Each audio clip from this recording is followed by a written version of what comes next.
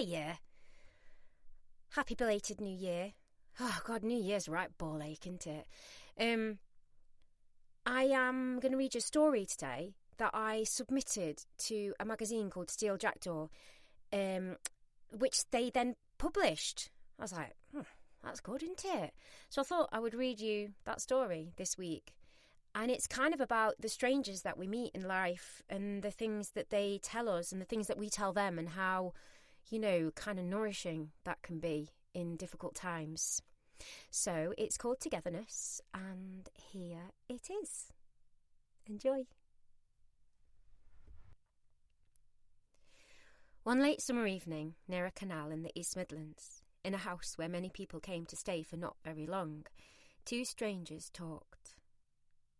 They were momentarily thrown together in the house for guests with no hostess, cream walls and inoffensive but bland furnishings.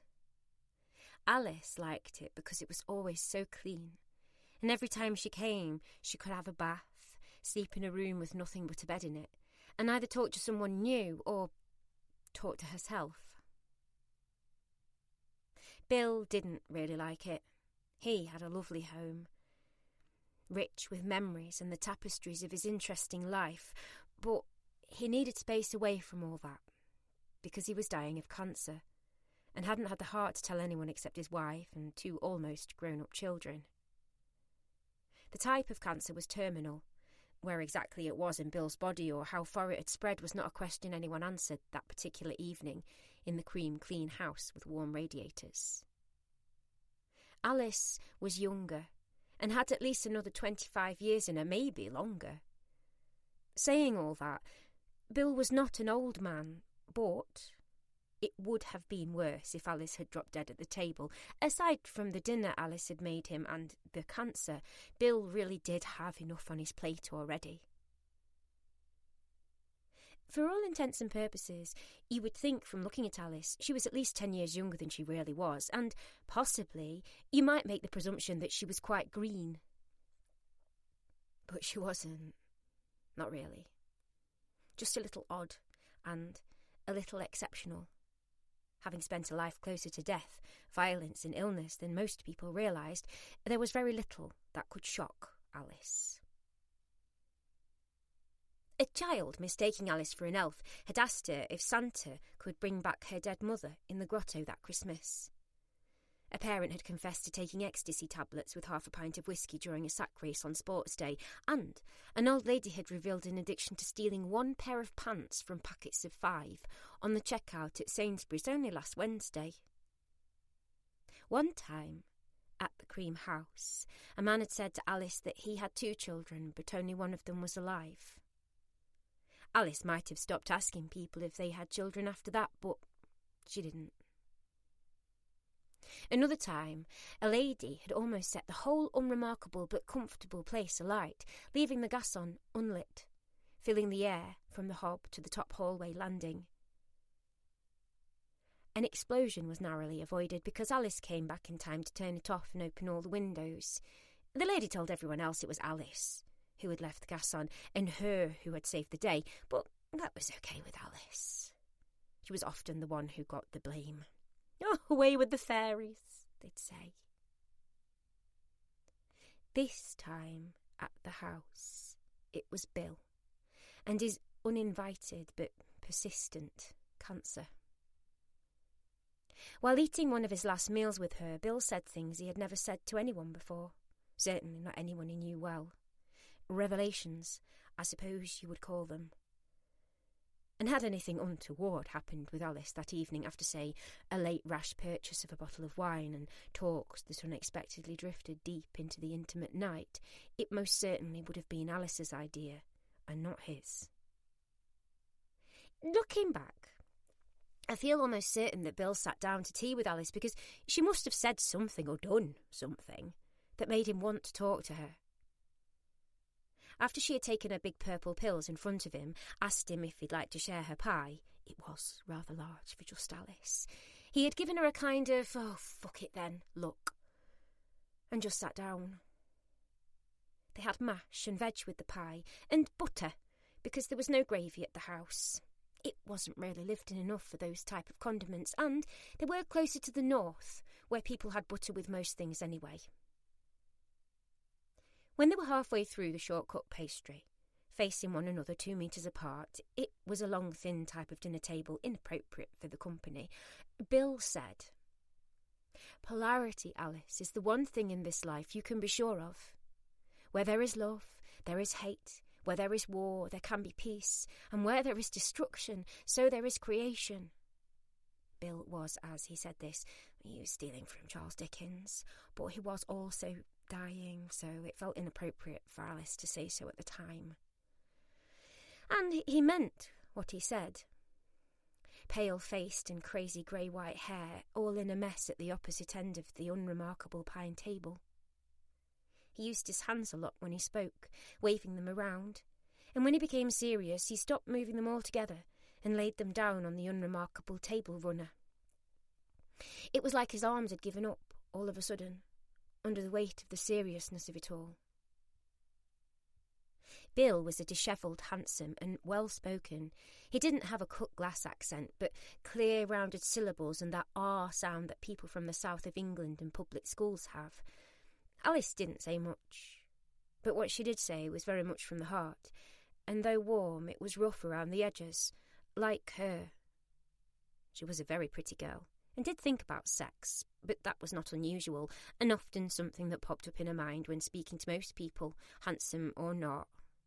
Anyway, he was old enough to be a father, and although that was fashionable at that time, older men were not something Alice liked to dabble in. They drank water from short, round, clean glasses. They were also unremarkable, but nice. I think I forgot to say how much Alice liked those glasses. They were deep and broad, and had the type of thin glass that would get broken back in the hard-edged, unheated place Alice called home. She liked the smoothness of them, the heavy bottoms, how they made the water seem substantial, tastier. And when Bill picked up his glass to pause and drink, she could almost feel it against her lips. Later, as soil from the garden bed bled through Bill's almost dead fingers, he added, "And Alice, we are none of us alone in this life. All this." He was referring to the falling soil mainly, but also the sky, the air, the whole planet. "All this is one and the same. We are all together. We are never apart." And though a dying man will often suddenly believe in frivolities or take up religion or motorbiking in his last breaths, Alice was, upon this point in particular, in agreement. In Alice's humble opinion, Bill was, albeit almost dead, terribly and magnificently right. We are all together, made of elasticated glue, intergalactic moving atoms. We do not die alone, and we are not born alone. This is something Alice, but maybe not Bill, had always known in her heart. "You're born alone, you die alone." Such an obnoxious thing to say, she would always think when people said it, so self-absorbed. And talking to Bill, who was undoubtedly terrified, full of rage and sadness and love and cancer, made her see more clearly than ever that we are all of us together in this crazy, wild, boring and unbridled life and death. She had told Bill when he first came into the kitchen that evening, because he had asked, that the big purple pills she was taking were for her epilepsy, that yes, she took them every morning, and yes, she had forgotten to take the one from this morning, which she often forgot. But she would need to miss at least 2 tablets and not sleep for 24 hours and take some Class A drugs to have an actual seizure. What she omitted was the severity of the seizures. And when she had an out-of-body experience, which was something Bill's Togetherness statement supported strongly, and, on reflection, might have been something worth telling him at the time. Alice was 18 when it happened. It was her second major seizure, and when she had come back into her body, she had seen that her hands were attached to her wrists, and that her wrists led to her arms, her shoulders, her chest, and that she was in fact inside something, and really felt she didn't ought to be. Although a significant factor in Alice's togetherness beliefs, the spark that began them was on an atomic level, rooting back to the first science lesson she had in secondary school, with the teacher her mother later went in to admonish for saying Alice would make a good housewife one day. Because she was intelligent enough to use a Bunsen burner and rewire a plug, as well as having the right anatomy to birth and raise children and cook and clean. Alice's mother was a housewife, with 2 children and a spotless kitchen. A dream she never aspired to, but carried out rather well. Mrs. Rickett, the science teacher, had explained that energy does not decrease or increase with its volume. It just changes from solid to liquid to gas and back again.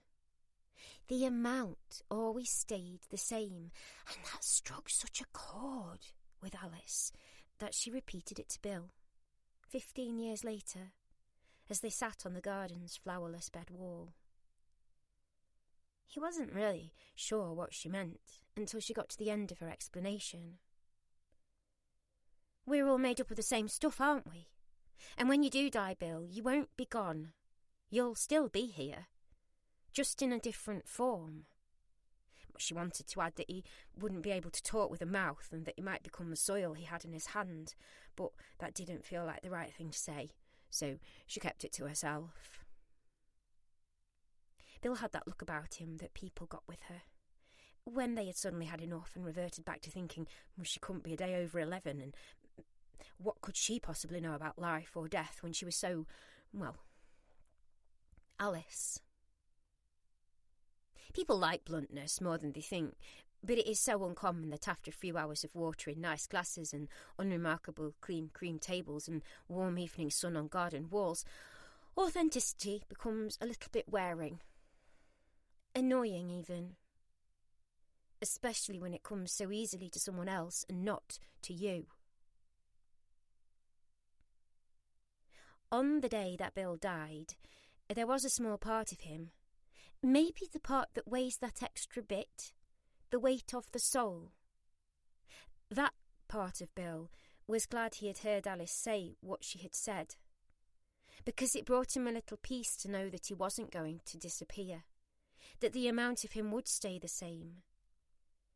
He'd just not be in Bill's body anymore, talking out of Bill's mouth and feeling growing lumps of danger wherever it was they were, in Bill's bone or skin or blood.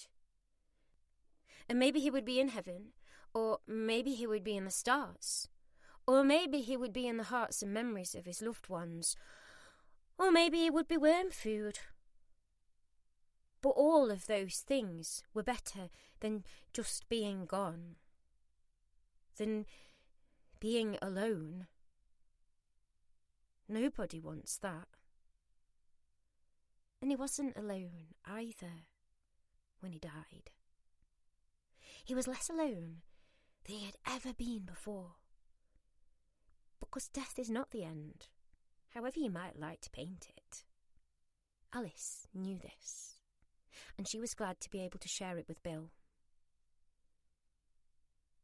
It is unlikely that Bill remembered Alice, but she often thought of him and was thankful of his voice in her head as she watched in her mind's eye the soil fall from his now long-dead animated hands. Seeing him on TV after the cancer had taken him made her smile, because it never really mattered to Alice how famous people were. What mattered was how they made her feel, and how she made them feel. And Bill made her feel together, a part of something, as if she could never be alone. Even though it was all full up of death, he was also one of the most alive people she had ever had the opportunity to meet. As she watched him, ironically still very much living in some film or British murder mystery, she smiled and felt glad to be alive.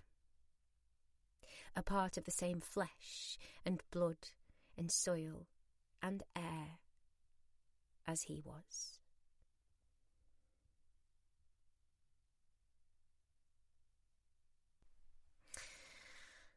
So yeah, remember, you're not alone, no matter how much you might feel that.